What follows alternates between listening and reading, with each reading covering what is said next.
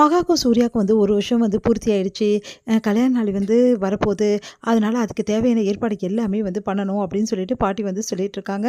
அதன்படி வந்து எல்லாருமே ரொம்ப சந்தோஷமா இருக்காங்க. அப்படியா அப்படின்னு சொல்லிட்டு, சரி அதுக்கான விரதம் வந்து நாளைக்கு தான் கல்யாண நாள்ன்றதா, நாளைக்கு வந்து ஆரம்பிச்சிடலாம் காலையில அப்படின்றாங்க. எனது விரதமா? கல்யாண நாளைக்கு ஃபங்க்ஷன் தானே பண்ணுவாங்க, விரதம்ன்றீங்க அப்படின்னு சொன்னோன்னே, எல்லாரும் கேட்குறேன். ஆமாம், இது தாம்பத்திய விரதம். 2 பேருமே வந்து கூடிய சீக்கிரம் வந்து நல்லா வாழணும் அப்படின்னு சொல்லிட்டு இந்த விரதம் ஏற்பாடு பண்ணியிருக்கேன். இந்த விரதம் கண்டிப்பா இங்க இருக்கணும், இங்க வந்து நடக்கணும் அப்படின்னு சொல்றாங்க. ஈவினிங் வந்து ஃபங்ஷன் வச்சுக்கலாம் அப்படின்றாங்க. என்னப்பா உனக்கு ஓகே தானே அப்படின்னு சொல்லிட்டு சூர்யாவ கேட்குறாங்க. சூர்யா வந்து சரிங்க பாட்டி அப்படின்னு சொல்றாரு. மகா வந்து சரி அப்படின்னு சொல்றாங்க.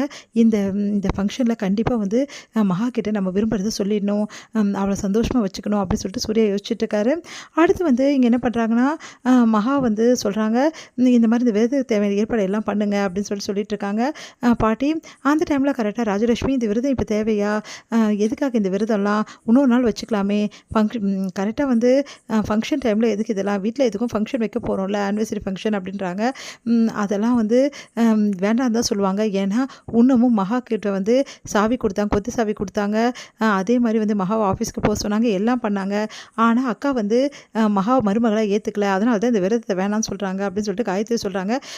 உடனே வந்து செமைய டென்ஷனாக ராஜலட்சுமி, உனக்கு தெரியுமா அதுக்காக தான் ஏற்றுக்கலன்னு சொல்லிட்டு, தேவையில்லாதெல்லாம் பேசாத. ஏத்துக்குனா நீங்க விரதத்துக்கு சம்மதிப்பீங்களே, ஏன் சம்மதிக்க மாட்டேங்கிறீங்க? இப்ப என்ன விரதத்துக்கு சம்மதிக்கணும் அவ்வளோதானே. அத்தை எனக்கு பரிபூர்ண சம்மதம் அத்தை அப்படி சொல்றாங்க.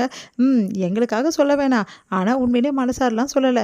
ஏன் அப்படி சொல்ற? மனசார ஏன் சொல்லலன்னு சொல்ற? வரைக்கும் அனாமிகாக்கு நான் செஞ்சு வச்சிருந்த நகையெல்லாம், மருமகளுக்காக செஞ்சு வச்ச நகையெல்லாம் குடுத்துட்டேன். ஆனா நீங்க இதுவரைக்கும் வந்து மகாக்கு நகை குடுத்துருக்கீங்களா? அப்போ மருமகள நீங்க ஏத்துக்கலன்னு தானே அர்த்தம் அப்படின்றாங்க. அத கேட்டு ராஜலட்சுமிக்கு என்ன சொல்றதுன்னே தெரியல. உடனே ராஜலட்சுமி உள்ளேருந்து செமையா டென்ஷன் ஆகி அங்கேருந்து போயிடுறாங்க. பார்த்தீங்களா பயந்து ஓடுறாங்க நாங்க கேட்ட கேள்விக்கு அப்படின்னு சொல்லிட்டு, காயத்ரியும் வந்து சித்ராவும் வந்து அப்படியே கையை அடிச்சுக்கிறாங்க. அடுத்து அதெல்லாம் பார்க்குற பாட்டி வந்து, உங்களுக்கு ஒரு வேலையே இல்லையா? அவளை வந்து நோக்கடிக்கு தான் வேலையா அப்படின்னு சொல்லிட்டு டென்ஷன் ஆகுறாங்க. பார்த்தா உள்ளேருந்து வராங்க ராஜலட்சுமி, நிறைய நகை எடுத்துட்டு வராங்க. யார் என்ன சொன்னாலும் ஏது சொன்னாலும் சரி, நான் கொடுக்க வேண்டியதை கொடுத்துட்றேன். இந்த நகையை நீ வச்சுக்கினாலும் சரி, இல்லை இந்த நகையை வந்து புதுசாக நீ மாற்றிக்கினாலும் சரி மகா, இந்த நகையெல்லாம் உனக்கு தான். நான் மருமகளாக நீ இந்த வீட்டுக்கு இருக்க, நான் அப்போவே தந்துருக்கணும். சரி பழைய நகையாக இருக்கே, புதுசாக கொடுப்போன்னு தான் வச்சுருந்தேன். சரி இப்போ தான் நீ நகை டிசைனராக இருக்கே, நீயே மாற்றிக்கோ அப்படின்னு சொல்லிட்டு எல்லா நகையும் கொடுக்குறாங்க. இல்லை அத்தை, நகைக்காகலாம் என்னை மருமகளாக ஏற்றுக்க வேணாம் அத்தை, நகை கொடுத்தா தான் மருமகளாக என்ன அப்படின்றாங்க. அதுக்காக நான் சொல்லலை, அது நமக்குள்ளே இருக்க விஷயம். நான் வந்து நகை கொடுத்தது வந்து உன்கிட்ட இருக்கணும் தான் நான் கொடுக்குறேன். இவங்க எல்லாம் வந்து அப்படி தான் ஒத்துக்கிறாங்களே அப்படின்னு சொன்னோன்னே, மகா வந்து நகை வாங்கிக்கம்மா அப்படின்னு சொல்லிட்டு பாட்டி சொன்னோன்னே மகா நகையை வாங்கிக்கிறாங்க. அடுத்து வந்து எல்லாரும் வந்து இவ்வளோ நகையை கொடுக்குறாங்களே அப்படின்னு சொல்லிட்டு டென்ஷன் ஆகிறாங்க. அனாமிகாவும் வந்து காயத்ரியும், அப்பா எவ்வளோ நகை, நம்மளுக்கு கூட இவ்வளோ நகை அத்தை கொடுக்கலையே, ஆனால் இவ்வளோ நகையை வந்து வாரி கொடுக்குறாங்களே இந்த மகாக்கு அப்படின்னு சொல்லிட்டு அனாமிகாவுக்கு வயிறாக எரியுது. அடுத்து வந்து மகா என்ன பண்ணுறாங்க, அந்த நகையெல்லாம் வாங்கிட்டு அப்படியே வந்து உள்ளே எடுத்துகிட்டு போகிறாங்க. ராஜலட்சுமி வந்து இப்படி நடந்துச்சுன்னு சொல்லிட்டு ராஜலட்சுமி வந்து ரூமுக்கு போயிட்டு ஒரே டென்ஷனாக இருக்காங்க. அப்போ மகா வந்து ரூமுக்கு வராங்க. எதுக்காக இந்த ரூமுக்கு வந்த அப்படின்னு சொல்லிட்டு கேட்குறாங்க.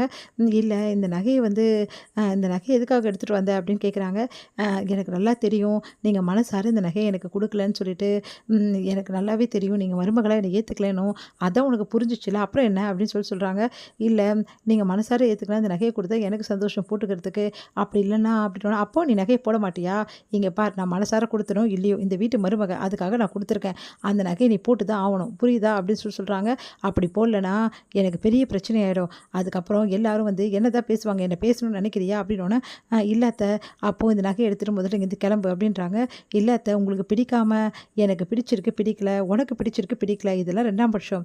இந்த வீட்டு குடும்பத்தோட மானத்தை காப்பாற்ற வேண்டியது நம்ம 2 பேரோட கடமை.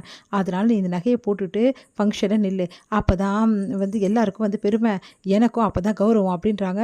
சரிங்க அத்தை, உங்கள் கௌரவம்னு சொல்லிட்டீங்க, அதுக்காக நான் கண்டிப்பாக வந்து அந்த நகையை நான் எடுத்துக்கிறேன். ஆனால் ஒரு விஷயம் மட்டும் சொல்கிறேன், என்ன நீங்கள் ஒரு மரபொம்மையாக நினைக்கிறீங்கல்ல, நான் நீங்கள் நினச்சா வந்து நான் வந்து போட்டுக்கணும், இல்லைன்னா இருந்துடணும், எனக்குன்னு மனசு இருக்கக்கூடாதுல்ல அப்படின்றாங்க. அது நீ நினச்சிக்கிட்டா அதுக்கு நான் பொறுப்பு இல்லை மகா அப்படின்னு சொல்கிறாங்க. அப்படியே மகா மனசு கஷ்டப்பட்டு அங்கேருந்து போகிறாங்க. இது ஒரு முடியுது.